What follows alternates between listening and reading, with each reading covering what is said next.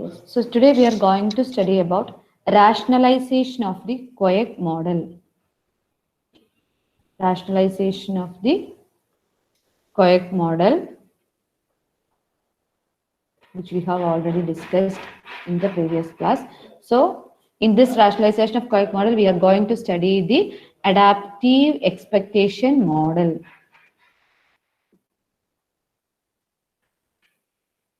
Adaptive expectation model. Okay. So we have already gone through this Koek model, and this Koek model which was obtained is a purely algebraic process. That means this Koek model is devoid of any theoretical background. ഒരു theoretical background, ഒരു theoretical support ഇല്ലാതെ purely algebraic ആയിട്ടുള്ള ഒരു process ആണ് ശരിക്കും Koek model എന്ന് പറയുന്നത്. അതുകൊണ്ട് തന്നെ there are some gaps or there are some limitations with respect to this Koek model, and we can fill this gap or we can resolve these limitations by making some differences or by viewing the model from some different perspective. അപ്പോൾ ഈ ഒരു നമ്മൾ പഠിച്ച കോയക് മോഡലിനെ തന്നെ ഒരു different പെർസ്പെക്റ്റീവിൽ നമ്മൾ കണ്ട് അല്ലെങ്കിൽ അതിനെ ഒന്ന് എക്സാമിൻ ചെയ്യുവാണെങ്കിൽ we can fill the gap or fill the limitation which we have already found in the Koek model to a certain extent. Okay. So suppose we are postulating the model like yt equal to beta 0 plus beta 1 xt star plus ut. Let this be equation 1.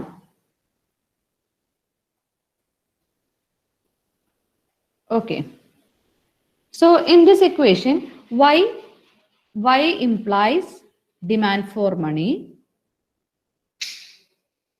Then x star is equilibrium or optimum or expected long run normal rate of interest. Expected long run or normal rate of interest. So it is an expected value in the long run period or normal rate of interest which is expected in the long run. Then u is the error term. Okay. So our first equation shows that demand for money. Look, demand for money is a function of expected or anticipated rate of interest. So demand for money is a function of expected or anticipated rate of interest. Now, since this expectational variable x star, this is the expectational variable. So since this expectational variable is not directly observable, because it is an expected value ആണ്, അതുകൊണ്ട് തന്നെ നമുക്ക് directly observable ആണെന്ന് പറയാൻ പറ്റില്ല. അതുകൊണ്ട് we have to formulate a hypothesis. അപ്പോൾ നമുക്ക് directly observable അല്ലാത്തത് കൊണ്ട് തന്നെ we have to formulate a hypothesis about how these expectations are formed. Okay, for that let us write it as xt star minus xt minus 1 star. So expectation at current time and 1 year back. ഒരു വർഷത്തെ lag. അപ്പം expected value of interest rate at time t minus 1 will be equal to gamma xt minus 1 star. Let this is equation 2. Second equation be like xt star minus xt minus 1 star. So expected value at 2 consecutive periods equal to gamma into xt. Xt is the actual value at time t minus xt minus 1 is the expected value at the previous period. So this gamma will represent the coefficient of expectation. So by equation 2, we are explaining or we are formulating a hypothesis on how the expectations are formed, and for that we have used a coefficient called coefficient of expectation denoted by gamma, and this gamma lies between 0 and 1. So gamma will be between 0 and 1, and this hypothesis is called adaptive expectation or progressive expectation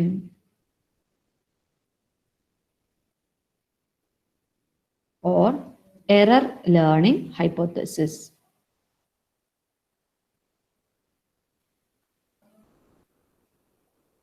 And this is popularized by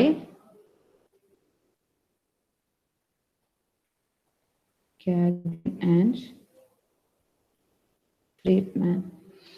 So P. Kagan, in his study, The Monetary Dynamics of Hyperinflation, and Milton Friedman studies in quantity theory of money. So in these works, this Kagan and Friedman popularized this adaptive expectation or progressive expectation or error learning hypothesis. So this is the hypothesis which shows how the expectations are formed, and this hypothesis is called adaptive expectation hypothesis or progressive expectation or error learning hypothesis, and the gamma is the coefficient of expectation. So what this second equation implies? This second equation implies that economic agents will adapt their expectation in the light of past experience, and that they will learn from their mistakes. അപ്പോൾ ഈ ഒരു ഇക്വേഷനിൽ നിന്ന് നമുക്ക് read ചെയ്യാവുന്ന കാര്യം ഇതാണ്: economic agents or those who are engaging in the economic activities, they will adapt their expectations based on the previous experience. അപ്പോൾ കഴിഞ്ഞ വർഷത്തെ എക്സ്പീരിയൻസിന്റെ ബേസിസിലായിരിക്കും ഈ വർഷത്തെ കാര്യങ്ങൾ അവര് തീരുമാനിക്കുന്നത്. അപ്പൊ അങ്ങനെയാണ് നമ്മൾ അഡാപ്റ്റീവ് ആകുന്നത്. അതിനോട് നമ്മൾ യോജിച്ചപ്പോൾ കഴിഞ്ഞ വർഷം ഇതായിരുന്നു നമ്മുടെ എക്സ്പീരിയൻസ്, അതുകൊണ്ട് ആ ഒരു എക്സ്പീരിയൻസിന്റെ ബേസിസിലായിരിക്കും നമ്മൾ ഈ വർഷത്തെ കാര്യങ്ങൾ ചെയ്യുന്നത്.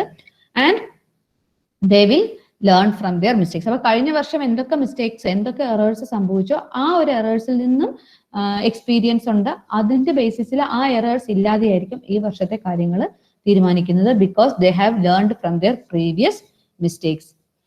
So this is the explanation that can be given to this adaptive expectation hypothesis, that is expectations are revised each period. ഓരോ വർഷം കഴിയും തോറും എക്സ്പെക്ടേഷൻസിൽ മാറ്റം വന്നുകൊണ്ടിരിക്കും. ആ മാറ്റത്തെ സൂചിപ്പിക്കുന്ന ഫ്രാക്ഷനെയാണ് നമ്മൾ കോഎഫിഷ്യന്റ് ഓഫ് എക്സ്പെക്ടേഷൻ.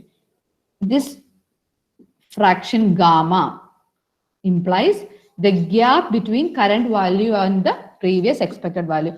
ഇപ്പോഴത്തെ അവസ്ഥയും കഴിഞ്ഞ വർഷത്തെ വാല്യൂവും തമ്മിലുള്ള ഗ്യാപ്പ്, അതാണ് ഈ കോഎഫിഷ്യന്റ് ഓഫ് എക്സ്പെക്ടേഷൻ സൂചിപ്പിക്കുന്നത്. അപ്പൊ ഈ കോഎഫിഷ്യന്റ് ഓഫ് എക്സ്പെക്ടേഷന്റെ ആ ഒരു ഫ്രാക്ഷനിൽ ഓരോ പീരീഡിലും എക്സ്പെക്ടേഷൻസ് റിവൈസ് ചെയ്യപ്പെട്ടുകൊണ്ട് ഇരിക്കും. So in our model this means that expectation about interest rate, നമ്മളിവിടെ പറയുന്നത് ഇൻട്രസ്റ്റ് റേറ്റ് ആണ്, എക്സ് ടി എന്ന് പറയുന്നത്, എക്സ് സ്റ്റാർ എന്ന് പറയുന്നത് എക്സ്പെക്ടഡ് റേറ്റ് ഓഫ് ഇൻട്രസ്റ്റ് ആണ്. So expectation about interest rates are revised each period by a fraction of gamma. അപ്പോൾ gamma എന്ന് പറയുന്ന ആ ഒരു ഫ്രാക്ഷൻ, ആ ഒരു കോഎഫിഷ്യന്റിന്റെ ബേസിസിൽ എക്സ്പെക്ടഡ് ഇൻട്രസ്റ്റ് റേറ്റ് റിവൈസ് ചെയ്യപ്പെട്ടുകൊണ്ടിരിക്കും ഇൻ ഈച്ച് സക്സസീവ് പീരിയഡ്സ്. അപ്പം between the rate of interest obtained in the current period and the previous period. Current പീരീഡും പ്രീവിയസ് പീരീഡും ഉണ്ട്. കറണ്ട് പീരീഡും പ്രീവിയസ് പീരീഡിന്റെയും എന്താ പറയുന്നത് ഇൻട്രസ്റ്റ് റേറ്റ് ചെക്ക് ചെയ്യും, അതിന്റെ ഗ്യാപ്പ് ഐഡന്റിഫൈ ചെയ്യും based on the value of gamma. ഈ ഒരു ഗാമ അല്ലെങ്കിൽ ഈ ഒരു കോഎഫിഷ്യന്റ് കാണിക്കുന്നത് the gap or the difference between the interest rate at current and previous periods.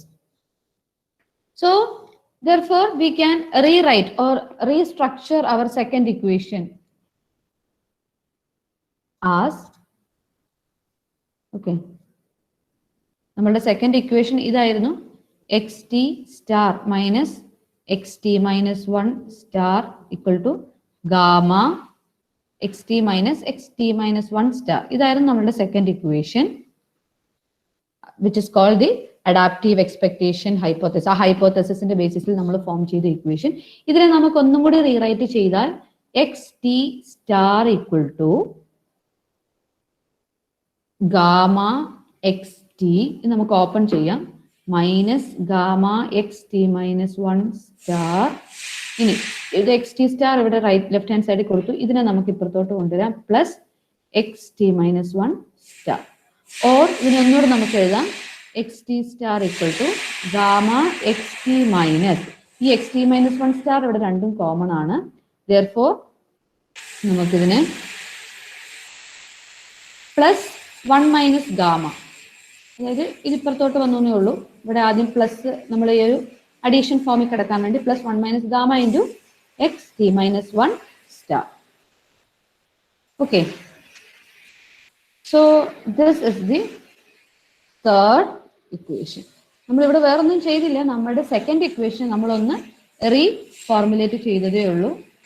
xt star എന്ന് പറയുന്ന current expected rate of interest at current time പീരീഡിന്റെ വെച്ച് നമ്മൾ എഴുതി gamma xt minus 1 plus 1 minus gamma xt minus 1 star. So this shows that expected value of the rate of interest at time t. This will be a weighted average of actual value of interest rate at time t. അതിതാണ് weighted എന്ന് പറയുന്നത്, ഈ ഒരു കോഎഫിഷ്യന്റിന്റെ wait ആണ് ഉദ്ദേശിക്കുന്നത്. So weighted average of actual value of interest rate, X എന്ന് പറയുന്നത് interest rate ആണ്, X T എന്ന് പറയുന്നത് actual value of interest rate at time T plus it's expected value in the previous period. അപ്പോൾ actual വാല്യൂവിന്റെയും ഇത് expected value ആണ് അല്ലേ. അപ്പോൾ നമ്മുടെ തേർഡ് ഇക്വേഷൻ ഒന്നുകൂടി നമ്മൾ എക്സ്പ്ലെയിൻ ചെയ്യുവാണെങ്കിൽ നമുക്ക് പറയാം എക്സ്പെക്ടഡ് സ്റ്റാർ എന്ന് പറയുമ്പോൾ it is expected value of interest rate at time T will be equal to average, അതായത് സം ഓഫ് എക്സ് ടി എന്ന് പറയുന്നത് എന്താണ്, കറണ്ട് ടൈം പീരീഡിലെ ആക്ച്വൽ ഇൻട്രസ്റ്റ് റേറ്റിന്റെ വാല്യൂ, ടി മൈനസ് 1 പ്രീവിയസ് പീരീഡിലെ എക്സ്പെക്ടഡ് ഇൻട്രസ്റ്റ് റേറ്റിന്റെ value on the weights gamma and 1 minus gamma. Okay, so it is the weighted average of actual value of interest rate at time t and expected value of interest rate at time t minus 1 with weights of gamma and 1 minus gamma respectively. But time t illulla actual interest rate inde weight ennu parayunnathu gamma, t minus 1 illulla expected interest rate inde weight ennu parayunnathu 1 minus gamma. So based on this gamma and 1 minus gamma weights, the average of interest rate at time t and actual interest rate at time t and expected interest rate at time t minus 1. Okay, so this is the explanation that can be given to equation 3. Equation 3 same as that of equation 2. നമ്മുടെ adaptive expectation hypothesis നെ നമ്മൾ ഒന്നും കൂടി ഒന്ന് റീഫോർമുൽ അല്ലെങ്കിൽ restructure ചെയ്ത് എഴുതിയെന്ന് മാത്രമേ ഉള്ളൂ, അങ്ങോട്ടും ഇങ്ങോട്ടും ഒക്കെ ഒന്ന് side തിരിച്ചിട്ടു. Now if gamma equal to 1, then xt star will be equal to xt അല്ലേ. ഗാമ 1 ആകുമ്പോൾ ഇത് 0 ആയപ്പോൾ അപ്പോൾ ഈ ഒരു കോമ്പണന്റ് മുഴുവൻ 0 ആയി, ഇവിടെ gamma 1, so this will be 1 into xt. xt star will be equal to xt എന്ന് പറഞ്ഞ അർത്ഥം എന്താണ്, expectations are realised immediately and fully at the same period. അപ്പൊ കഴിഞ്ഞ വർഷത്തെ ഈ വർഷത്തെ എക്സ്പെക്ടേഷനും ഈ വർഷത്തെ കറണ്ട് വാല്യൂ ഈക്വൽ ആണ്. അപ്പൊ നമ്മൾ ഫുള്ളി ആ ഒരു എക്സ്പെക്ടേഷൻ നമ്മൾ മീറ്റ് ചെയ്തു എന്നാണ് ഗാമയുടെ വാല്യൂ അല്ലെ കോഎഫിഷ്യന്റിന്റെ വാല്യൂ 1 ആണെങ്കിൽ അതിന്റെ അർത്ഥം. അപ്പൊ നമുക്കറിയാം കോഎഫിഷ്യന്റിന്റെ വാല്യൂ 0ക്കും 1നും ഇടയ്ക്കായിരിക്കും അതിന്റെ റേഞ്ച്. 1 എന്ന് പറഞ്ഞാൽ അതിനർത്ഥം expected value met the actual expectation, actual വാല്യൂയും എക്സ്പെക്ടഡ് വാല്യൂ സെയിം ആയിട്ട് വരുന്ന അവസ്ഥ. Now if gamma equal to 0, gamma 0 ആണെങ്കിൽ xt star will be equal to, ഇത് 0 ആണെങ്കിൽ ഈ ഒരു ടേം 0 ആയി പോകും. ഇനി 1 മൈനസ് 0 എന്ന് പറയുമ്പോൾ 1 into xt minus 1 star. Okay, അപ്പൊ ഈ ഒരു കമ്പോണന്റ് 0 ആകും. ഇവിടെ 1 മൈനസ് 0 എന്ന് പറയുമ്പോൾ 1 into xt minus 1, that is xt minus 1 star. This implies that expectations are static. Expectations are static, which means conditions prevailing today. This is the condition prevailing today will be maintained in all subsequent periods. So, ഈ വർഷത്തെ expectation തന്നെയാണ് കഴിഞ്ഞ വർഷത്തെ expectationും. അതായത് expected future values can be identified with the current values. ഈ ഒരു വർഷത്തെ expectationും കഴിഞ്ഞ വർഷത്തെ expectationും same തന്നെയാണ്. അപ്പോൾ നമുക്ക് എന്താ പറയാൻ പറ്റുന്നത്? Expectations are seems to be static. So this is the situation of values that can be value of gamma lying between 0 and 1. Now, so this is equation 3 നമ്മുടെ കയ്യിലുണ്ട്. Now what we have to do is we have to substitute equation 3 in equation 1. Okay, അപ്പോൾ നമ്മളുടെ equation 3 എന്ന് പറയുന്നത് നമ്മൾ ഇപ്പോൾ തൊട്ട് മുന്നേ എഴുതിയത് xt star equal to gamma xt plus 1 minus gamma xt minus 1 star. നമ്മൾ തൊട്ട് പോകാൻ എഴുതിയിരിക്കുന്നത് ഇതാണ് നമ്മളുടെ equation 3. ഇനി നമ്മളുടെ equation 1 എന്ന് പറയുന്നത് നമ്മൾ ആദ്യം എഴുതിയത് that is yt is equal to beta 0 plus beta 1 xt star plus ut. ഇതാണ് നമ്മളുടെ ഫസ്റ്റ് ഇക്വേഷൻ നമ്മൾ ആദ്യം എഴുതിയത്. തേർഡ് ഇക്വേഷൻ നമുക്ക് ഫസ്റ്റ് ഇക്വേഷൻ ഒന്ന് ജസ്റ്റ് നോക്കാം. So this is the first equation, yt is equal to beta 0 plus beta 1 xt star plus ut. അപ്പോൾ ഈ ഒരു ഫസ്റ്റ് ഇക്വേഷനിലോട്ട് നമ്മൾ തേർഡ് ഇക്വേഷൻ ഇടുവാണ്. തേർഡ് ഇക്വേഷനിൽ നമ്മൾ ഈ xt സ്റ്റാറിന്റെ വാല്യൂ കണ്ട് ഇക്വേഷൻ എഴുതിയിരിക്കുന്നത്. അപ്പോൾ ആ xt സ്റ്റാറിന് നമ്മൾ സബ്സ്റ്റിറ്റ്യൂട്ട് ചെയ്യുകയാണ് ചെയ്യുന്നത്. So let us look. Okay, so this is the situation. We have to substitute equation 3 in equation 1. അപ്പോൾ നമ്മുടെ equation 3നെ equation 1ലോട്ട് ഇടുമ്പോൾ എന്ത് സംഭവിക്കും? yt equal to beta 0 plus beta 1. ഈ xt സ്റ്റാറിന് പകരം നമുക്ക് ഈ ഇക്വേഷൻ തേർഡ് ഇക്വേഷൻ കൊടുക്കാം. beta 1 xt സ്റ്റാറിന് പകരം gamma xt plus 1 minus gamma xt minus 1 star plus ut. അപ്പോൾ നമ്മുടെ ഫസ്റ്റ് ഇക്വേഷനിൽ നമ്മൾ ഈ തേർഡ് ഇക്വേഷനെ സബ്സ്റ്റിറ്റ്യൂട്ട് ചെയ്തു. ഓർ ഇതിനെ നമുക്ക് ഒന്നുകൂടി ഒന്ന് റീഅറേഞ്ച് ചെയ്ത് എഴുതാം.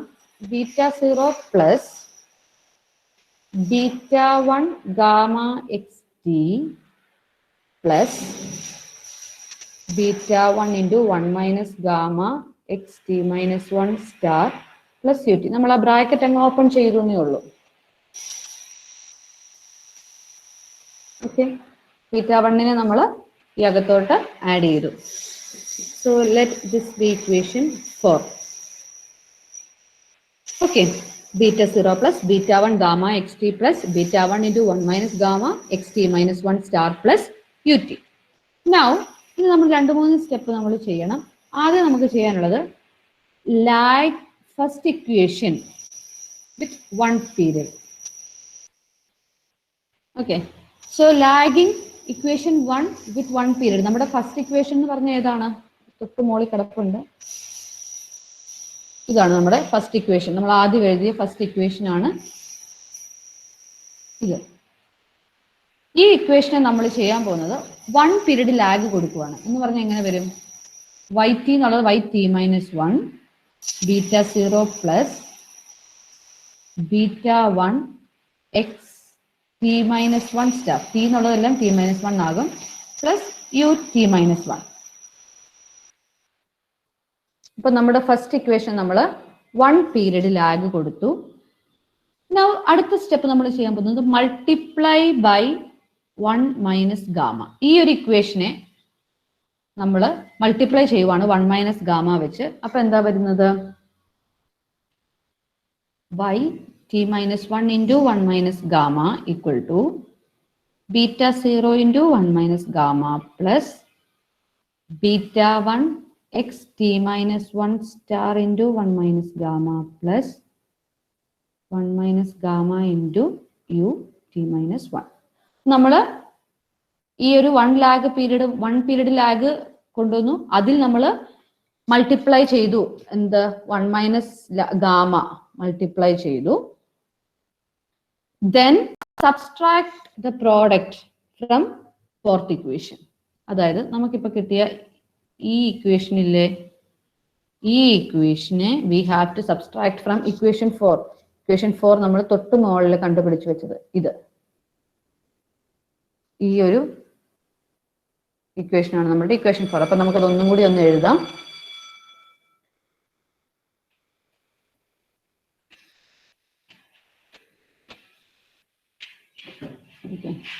ഇക്വേഷൻ 4 എന്ന് പറയുന്നത് yt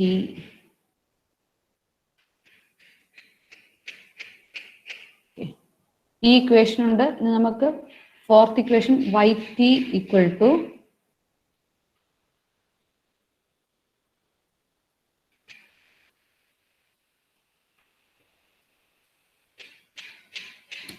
fourth equation beta 0 plus beta 1 gamma xt plus beta 1 into 1 minus gamma xt minus 1 star plus ut. ഇതാണ് നമ്മളുടെ ഫോർത്ത് ഇക്വേഷൻ എന്ന് പറയുന്നത്. ഇത് ഈ ഇക്വേഷൻ ആണ് നമ്മൾ ഒന്നും കൂടി താഴോട്ട് എടുത്ത് എഴുതിയത്. ഇനി ഇത് രണ്ടും കൂടിയാണ് നമുക്ക് സബ്സ്ട്രാക്ട് ചെയ്യേണ്ടത്. ഈ ഇക്വേഷനും minus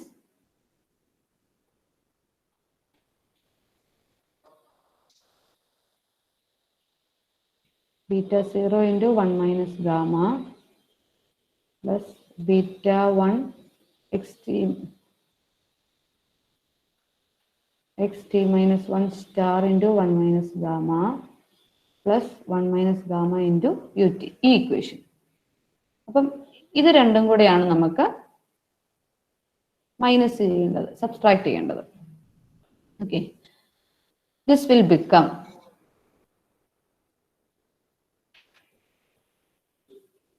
yt minus 1 into 1 minus gamma equal to left hand side. ഇനി beta 0 മൈനസ് ബീറ്റ 0 ഇതെങ്ങനെയാകും? ഇത് ബ്രാക്കറ്റ് ആണ് അല്ലേ? അപ്പൊ ബീറ്റ 0 മൈനസ് ഗാമ ബീറ്റ 0 എന്നാണ് ഇതാകുന്നത്. ശരിയല്ലേ? അപ്പൊ ഈ ബീറ്റ 0 മൈനസ് ബീറ്റ 0 എന്ന് പറയുന്നത് എന്താണ്? 0. അത് കട്ട് ചെയ്തു പോവും. ഇനി മൈനസ് മൈനസ് ഗാമ എന്ന് പറഞ്ഞാൽ ഗാമ ബീറ്റ 0. ഇനി അടുത്തത് ഏതാണ്? ഈ ടേമും ഈ ടേമും അല്ലേ? സോറി, ഈ ബീറ്റ 1. ഇനി അടുത്ത ബീറ്റ 1 ഗാമ xt. ഇത് നമ്മൾ ഇതേപടി എഴുതി. ഇവിടോട്ട് പ്രത്യേകിച്ച് മൈനസ് ചെയ്താൽ ഒന്നുമില്ല. അടുത്തത് നോക്കിയേ, beta 1 into 1 minus gamma xt minus 1 star, beta 1 into xt minus star 1 minus gamma ഒരേ കമ്പോണന്റ് ആണ്. അപ്പൊ ഇത് രണ്ടുകൂടെ മൈനസ് ചെയ്യുമ്പോൾ 0 ആയി പോകും. അപ്പൊ അത് പോയി. Plus ut minus 1 minus gamma ut. ഇതും ഇതും. അപ്പോ ബീറ്റ 0 മൈനസ് ബീറ്റ 0 കട്ട് ചെയ്തു പോയി. പിന്നെ മിച്ചമുള്ളതൊരു ഗാമ ബീറ്റ 0, അത് നമ്മൾ ഇവിടെ എഴുതി. ഇനി ഈ ഒരു കമ്പോണന്റ് ഇവിടെ ഉണ്ട്, അത് നമ്മൾ എഴുതി. ഇത് രണ്ടും കട്ട് ചെയ്തു പോയി. Plus ut minus 1 minus gamma ut. Okay, അപ്പൊ മൈനസ് ചെയ്യുമ്പോൾ നമുക്ക് ഈ ഒരു ഇക്വേഷൻ കിട്ടി. ഇതിൽ നമ്മൾ ഒന്നുകൂടി റീഅറേഞ്ച് ചെയ്യുകയാണ്. yt ഈക്വൽ ടു എന്ന് പറഞ്ഞ് നമ്മൾ എഴുതുകയാണ്. അപ്പൊ ഈ ഒരു കമ്പോണന്റ് നമുക്ക് അപ്പുറത്തോട്ട് കൊണ്ടുപോകാം. Gamma beta 0 plus beta 1 gamma xt plus 1 minus gamma into yt minus 1. ഈ ഒരു component yt minus 1 1 minus gamma plus ut minus 1 minus gamma ut. Okay, or this can be written as yt equal to gamma beta 0 plus gamma beta 1 xt plus 1 minus gamma yt minus 1 plus vt, where vt will be equal to ഈ ഒരു കമ്പോണന്റിനെ നമ്മൾ മൊത്തത്തിൽ vt എന്ന് substitute ചെയ്തു. So this equation will be our fifth equation. Okay. So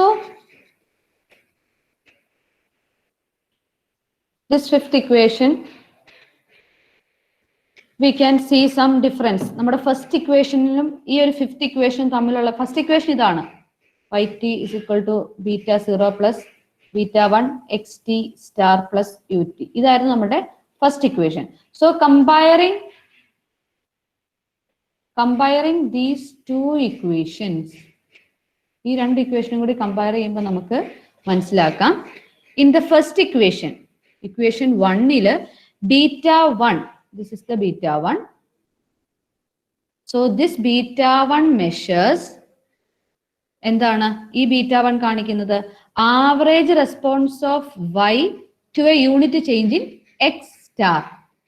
y to x star. x സ്റ്റാറിൽ ഒരു unit change വരുമ്പോൾ y-യിലുള്ള ചേഞ്ച്, അതാണ് x സ്റ്റാർ എന്ന് പറഞ്ഞാൽ എന്താണ്? ഇക്വിലിബ്രിയം അല്ലെങ്കിൽ long run nominal rate of ഇൻട്രസ്റ്റിനെയാണ് നമ്മൾ x സ്റ്റാർ എന്ന് സൂചിപ്പിച്ചത്. അപ്പോൾ x സ്റ്റാറിൽ ഒരു യൂണിറ്റ് ചേഞ്ച് വരുമ്പോൾ y-യിൽ വരുന്ന വ്യത്യാസമാണ് ബീറ്റ 1 എന്നതുകൊണ്ട് നമ്മുടെ ഫസ്റ്റ് ഇക്വേഷനിൽ കാണിച്ചത്. ഇനി ഇക്വേഷൻ 5, ഫിഫ്ത്ത് ഇക്വേഷനിലോട്ട് വന്നപ്പം what this beta 1 is showing, ഇതാണ് ബീറ്റ 1 എന്ന് പറയുന്നത്. സോ ഫിഫ്ത്ത് ഇക്വേഷനിലോട്ട് വന്നപ്പോൾ ബീറ്റ 1, ഗാമ ബീറ്റ 1 ആണ്, measures average response of y to actual x value. So response of y to a unit change in actual value of x. ഇവിടെ expected value of x ആണെങ്കിൽ ഇവിടെ actual value of എക്സിന്റെ response ആണ്, in y ആണ് നമ്മൾ beta 1, gamma into beta 1 കൊണ്ട് കാണിക്കുന്നത്. So we can say that these responses will not be same. ഈ രണ്ട് റെസ്പോൺസും സെയിം അല്ല until and unless gamma equal to 1. Gamma 1 ആണെങ്കിൽ അത് നമ്മൾ നേരത്തെ പറഞ്ഞായിരുന്നു, എന്താണ് ഗാമയുടെ വാല്യൂ 1 ആണെങ്കിൽ X T star equal to X T എന്ന് നമ്മൾ പറഞ്ഞായിരുന്നു. അതായത് എക്സ് സ്റ്റാറും എക്സും ഈക്വൽ ആയിട്ട് വരുന്ന സിറ്റുവേഷൻ ആണ് ഗാമ 1 ആണെങ്കിൽ. അപ്പോ ഈ ഒരു സിറ്റുവേഷൻ അല്ലാത്ത എല്ലാ കേസസിലും ഇതിന്റെ റെസ്പോൺസസ് ഡിഫറെന്റ് ആയിരിക്കും. Okay, so here for estimation what we will do is we will first estimate this fifth equation. ഈ ഒരു ഫിഫ്ത്ത് ഇക്വേഷൻ നമ്മൾ ആദ്യം എസ്റ്റിമേറ്റ് ചെയ്യും. And after estimating gamma, or once we obtain an estimate of gamma from the coefficient of lagged y, ഇതൊരു ഔട്ടോ regressive model ആണ് അല്ലേ. അപ്പോൾ ഈ ഒരു കോഎഫിഷ്യന്റിന്റെ ബേസിസിൽ നമ്മൾ ഗാമയുടെ വാല്യൂ കണ്ടുപിടിക്കുന്നു. So once an estimate of gamma is obtained, we can easily compute beta 1. എങ്ങനെയാണ്? ഇവിടെ ഡിവൈഡഡ് ബൈ ബീറ്റ 1 ചെയ്യാൻ വേണ്ടിയിട്ട് ബീറ്റ 1ന്റെ വാല്യൂ കണ്ടുപിടിക്കാനായിട്ട് dividing the coefficient x t with gamma beta 1 ചെയ്താൽ മതി. അപ്പോൾ ഗാമയുടെ വാല്യൂ കണ്ടുപിടിച്ചാൽ നമുക്ക് വളരെ ഈസി ആയിട്ട് ബീറ്റ 1ന്റെ വാല്യൂ കണ്ടുപിടിക്കാനായിട്ട് സാധിക്കും. So for estimation what we will do is we will first estimate this fifth equation, then we will obtain the value of gamma. From gamma we can obtain the value of beta 1. Okay, so by this adaptive expectation model we can estimate the value of yt. So the similarity between adaptive expectation model and Quoyk model. Okay, so നമ്മുടെ fifth equation adaptive expectation model എന്ന് പറയുന്നത് ഇതാണ്, yt equal to gamma, നമ്മുടെ fifth equation ഇപ്പൊ നമ്മൾ എഴുതിയത് gamma beta 1 X T plus 1 minus gamma yt minus 1 plus V T. ഇതാണ് നമ്മളുടെ അഡാപ്റ്റീവ് എക്സ്പെക്ടേഷൻ മോഡൽ എന്ന് പറയുന്നത്. ഇനി നമ്മളുടെ കൊയക് മോഡൽ,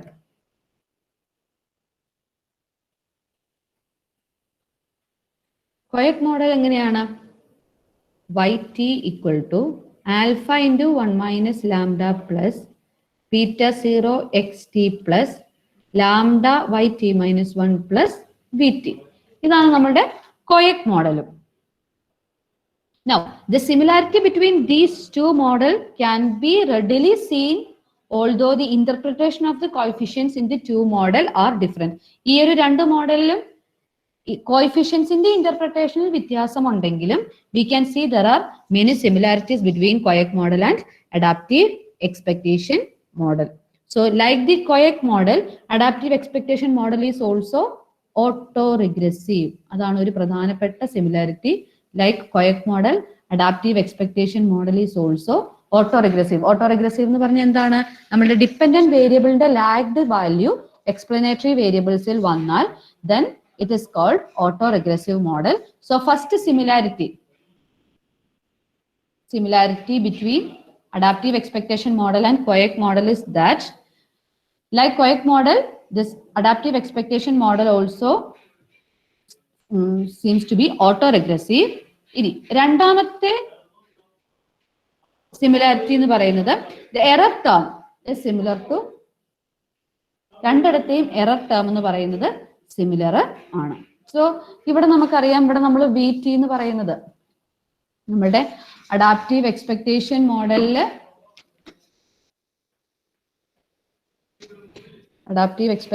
മോഡലില് നമ്മളുടെ VT എന്ന് പറയുന്നത് നമ്മൾ ഡിഫൈൻ ചെയ്തിരുന്നു. VT is equal to UT minus 1 minus gamma UT minus 1. ഇനി നമ്മളുടെ കൊയക് അപ്രോച്ചില്, കൊയക് മോഡലില് നമ്മളുടെ VT എന്ന് പറയുന്നത് UT minus lambda UT minus 1. അപ്പൊ ഇവിടെ ഈ രണ്ട് സിറ്റുവേഷനിൽ നമുക്ക് മനസ്സിലാകാം, ഈ ഒരു 1 മൈനസ് ഗാമയും ഇവിടെ ഒരു ലാംഡയും സെയിം കമ്പോണന്റുകൾ തന്നെയാണ്, അല്ലെങ്കിൽ സെയിം എറർ ടേം തന്നെയാണ് രണ്ട് മോഡലിലും, അല്ലെങ്കിൽ സിമിലർ ആയിട്ടുള്ള എറർ ടേം തന്നെയാണ് രണ്ട് മോഡലിലും ഉള്ളത്. So these are the similarities that can be observed between this adaptive expectation model as well as the Koyak approach. Okay, so even though this Koyak approach seems to be very comfortable, or estimation seems to be easy, but still there are some limitations with respect to this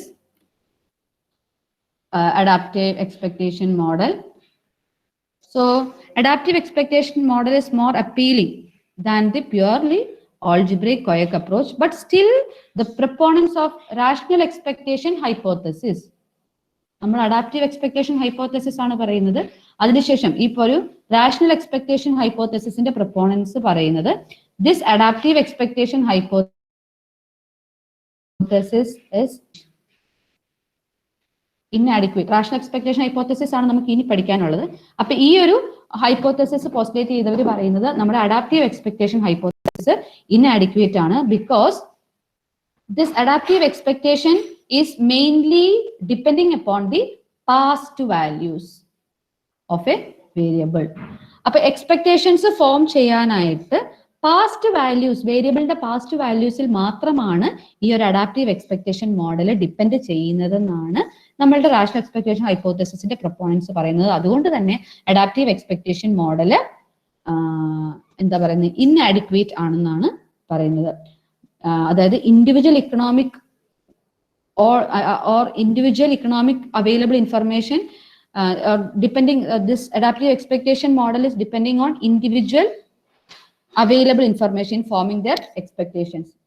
അപ്പം past വാല്യൂസിൽ മാത്രമല്ല depend ചെയ്യേണ്ടത്, individual ആയിട്ടുള്ള available ആയിട്ടുള്ള informations എല്ലാം നമ്മളുടെ expectations form ചെയ്യാനായിട്ട് ഉപയോഗിക്കണം. അതുകൊണ്ട് തന്നെ ഈ ഒരു അഡാപ്റ്റീവ് എക്സ്പെക്ടേഷൻ ഹൈപ്പോത്തസിസ് എന്ന് പറയുന്നത് this is not really adequate, or this is inadequate according to rational expectation hypothesis proponents like J. Muth, then Robert Lucas, Thomas Sargent. ഇവരൊക്കെ പറയുന്നത് adaptive expectation hypothesis is inadequate because it is solely depending upon the past values of variable in formulating expectations. അതേസമയം ഈ ഒരു rational expectation hypothesis, rational expectation hypothesis assume ചെയ്യുന്നത് individual economic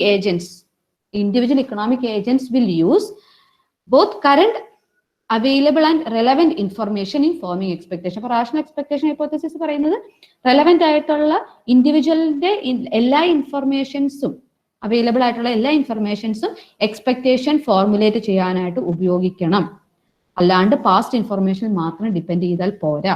അതുകൊണ്ട് തന്നെ adaptive expectation model past വാല്യൂസിൽ മാത്രം depend ചെയ്യുന്നത് കൊണ്ട് it is inadequate. എന്നാണ് പറയുന്നത്. So this is the criticism or limitation with respect to adaptive expectation hypothesis, and as part of this criticism, the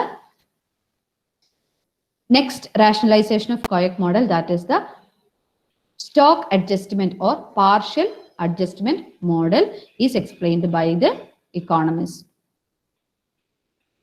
Okay, so ഈ ഒരു limitation ഉള്ളത് കൊണ്ട് there is a need for formulating much more adequate and reliable method for rationalization of Koyak model, and that will be discussed in the next class, that is stock adjustment or partial adjustment model. So this is all about our adaptive expectation hypothesis, where we are simply depending upon the past values. We are taking the lagged values and we are forming certain expectations, and based on that expectations, we are reformulating our model for making estimation easier. So hope you understand this. Thank you.